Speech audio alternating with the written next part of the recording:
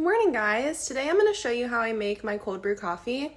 I love cold brew so much. I think that it is much smoother than regular coffee, and I make this all year round. So in the summer or spring, I drink it cold, and then in the winter, I just throw it in the microwave.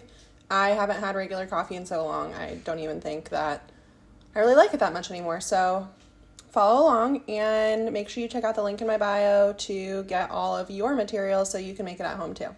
I'm a weirdo and I drink decaf. I didn't like being addicted to caffeinated coffee, but I just buy the giant ground coffee from Costco, and then the first thing you have to do is you have to fill this up with your coffee. So like I said, you have to fill this up with your coffee grounds.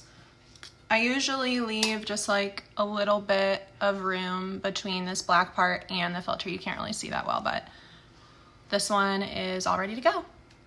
All right, I already started, but the next thing you need to do is you need to get water into your container. I like to hold the outside of the container like this and the top of the filter. Sometimes it's easier to put it down in the sink, but what you need to do is you need to make sure that you alternate between pouring water on the grounds and getting water in your container. This part's really important. You have to make sure you don't drop the grounds, because if you drop the grounds, then all the grounds go into your coffee, and that's not good. And now to the final step. I take my lid.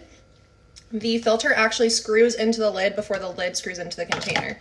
So I screw it in first. I make sure it's nice and tight. I push it down into the container, and then I screw that in, make sure that's nice and tight, and then I always pour out any extra water so I don't make a mess in my fridge. This goes into the fridge overnight, and then tomorrow morning I will filter it. It's the next morning, and what I need to do today is I need to filter the coffee that's in here. Since I use such a finely ground coffee, a lot of it, you can't tell, but a lot of it will kind of sink to the bottom. So I like to filter it one time before I actually drink it. First I fold the edges, just because this filter is a little big for my little plastic filter thing. I don't know what to call this. And I put this on top, open it up,